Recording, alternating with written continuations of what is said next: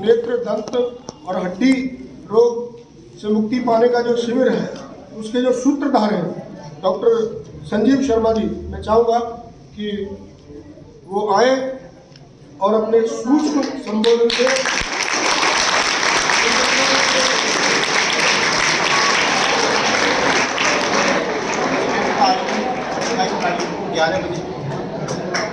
ग्यारह बजे से लेकर 2 बजे तक किया जा रहा है। और इस कैंप में आपको सिर्फ इतना करना है कि ज़्यादा से ज़्यादा सूचना लोगों पर पहुंचानी है, जिससे ज़्यादा से ज़्यादा लोग आए, बुजुर्ग लोग आए, आप लोगों को भी आना है। आपको अपनी आँखें, दांत और हड्डी तीनों चेक कराने हैं। और जो आपके घर में बुजुर्ग हैं या आस पड़ोस गांव मोहल्ले में जो भी हैं, आपको सिर्फ इतना करना है कि उन्हें बताना है कि 28 तारीख को इस तरीके से स्प्रिंगफील्ड स्कूल कुंडौल आगरा में एक कैंप का आयोजन किया जा रहा है, जिसमें आँख, दांत और हड्डी तीनों की सुविधा उपलब्ध है, वो भी निःशुल्क। दवाइयों का भी वितरण निःशुल्क है और बाद में ऑपरेशन की सुविधा भी निःशुल्क है। क्या बात है।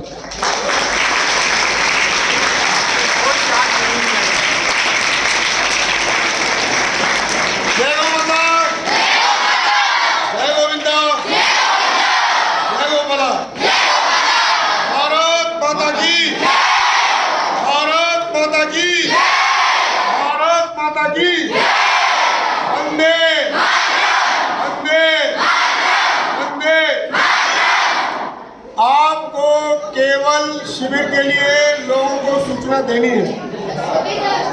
एक निवेदन और, यदि आपको ऐसा लगता है कि आपको और पर्चे की आवश्यकता है तो आप ऑफिस से आकर और पर्चे भी ले सकते हैं।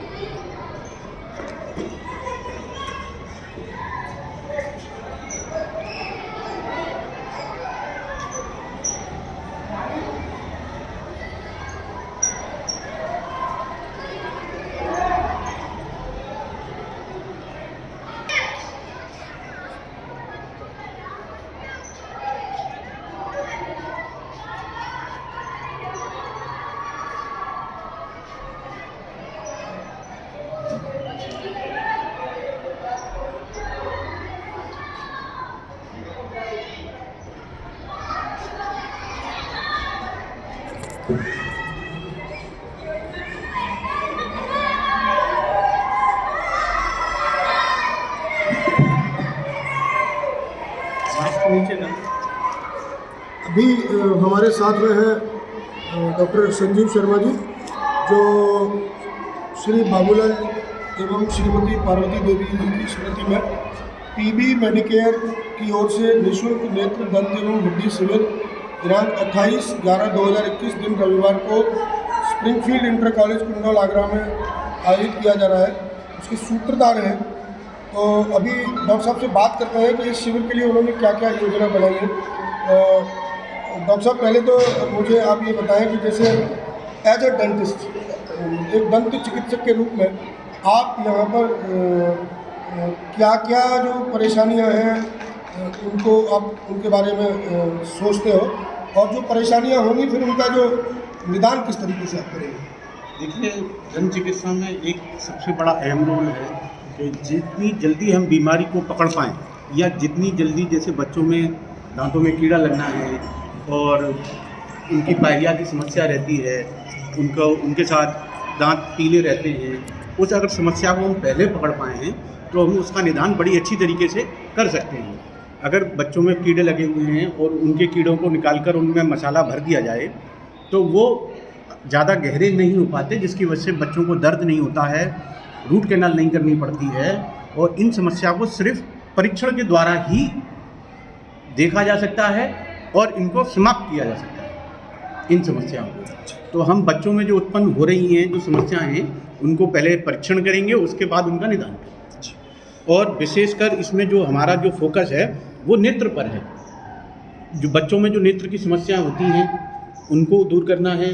जो हमारे आसपास बुज़ुर्ग हैं जो अफोर्ड नहीं कर सकते हैं, जो भारी भरकम फीस नहीं दे सकते हैं, जो ऑपरेशन का खर्चा नहीं उठा सकते हैं, जो दवाइयों का खर्चा नहीं उठा सकते हैं, उनकी सेवा हेतु बस एक सेवा का पहल है।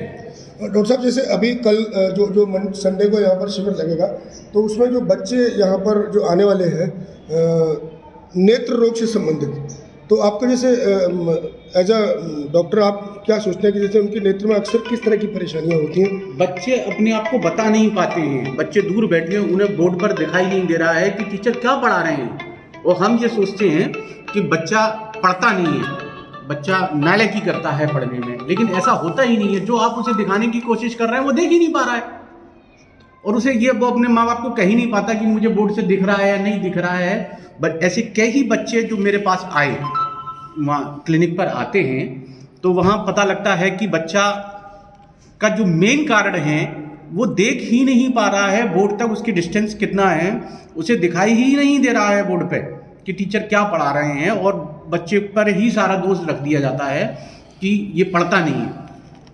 डॉक्टर साहब, इस तरह की समस्याएं हमारे विद्यालय में भी कई बच्चों के साथ में आती हैं। जैसे अमूमन बच्चे से जब अगर बहुत फ्रेंडली बात की जाए, अगर हम देखिए बच्चे को अगर डांट डपट के रखेंगे, उसको भयभीत करने का प्रयास करेंगे, तो ऐसी स्थिति में वो हमारे साथ अपनी समस्या लेकर कभी नहीं आएगा।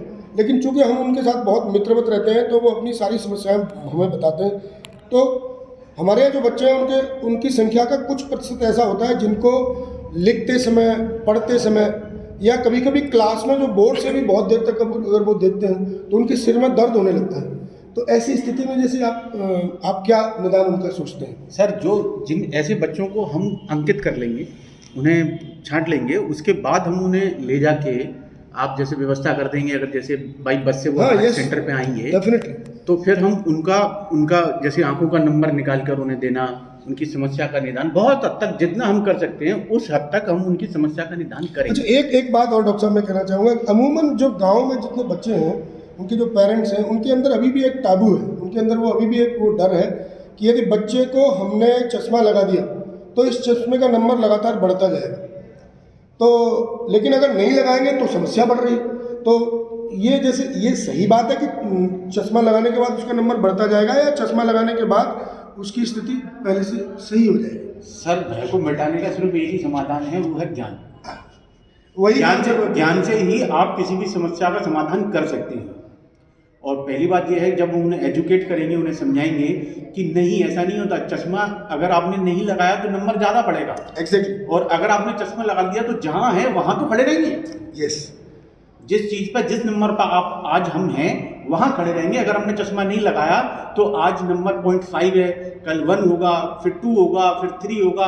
एक दिन बच्चे को बहुत ज़्यादा ऐसा होगा कि वो दूर से देख ही नहीं पाएंगे। अच्छा सर, जैसे हम जैसा आपने कहा कि जो वृद्ध जो लोग हैं जो नहीं देख पा रहे हैं, जिनको धुंधला दिखाई देता है, और उसकी वजह से उनकी जो दैनिक जीवन है उसमें बहुत परेशानी आती है, तो जैसे ऐसी स्थिति में आप क्या डाउट करते हैं कि उनको क्या परेशानी होगी? और जैसे ऑपरेशन की बात कर रहे हैं तो वो किस तरह के ऑपरेशन होंगे? सर, जैसे कैटरेक्ट ऑपरेशन है उस तरीके के ऑपरेशन होंगे, और जिस तरीके की वो समस्या लेके आएंगे उस तरीके की हम उन्हें बहुत हद तक जितना हम कर सकते हैं अपनी तरफ से वो करने की कोशिश करेंगे।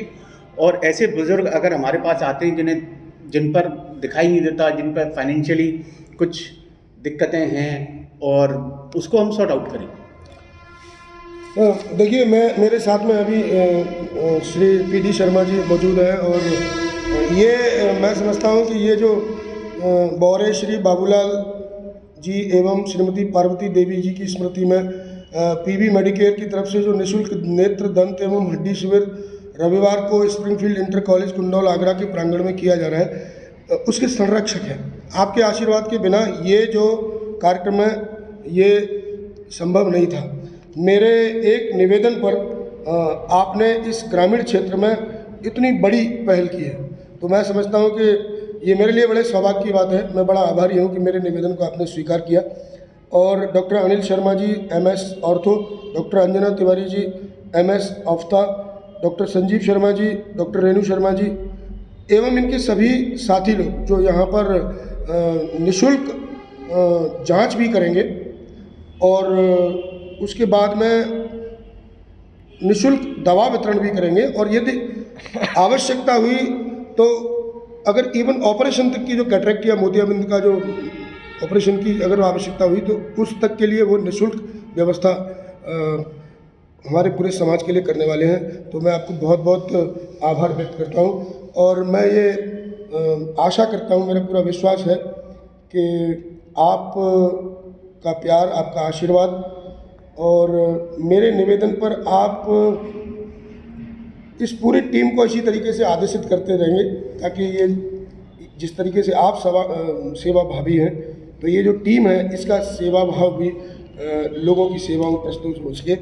और इन्हीं शब्दों के साथ मैं आपका आशीर्वाद लेते हुए आप सबसे विदा लेना चाहूँगा।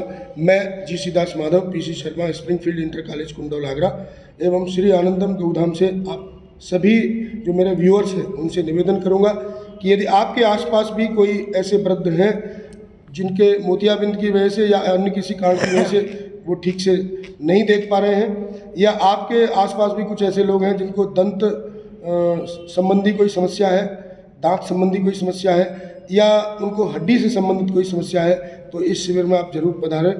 कोशिश करेंगे, प्रयास करेंगे कि आपकी जो समस्या है उसका समाधान हो सके। जय गौ माता, जय गोविंदा, जय गोपाला।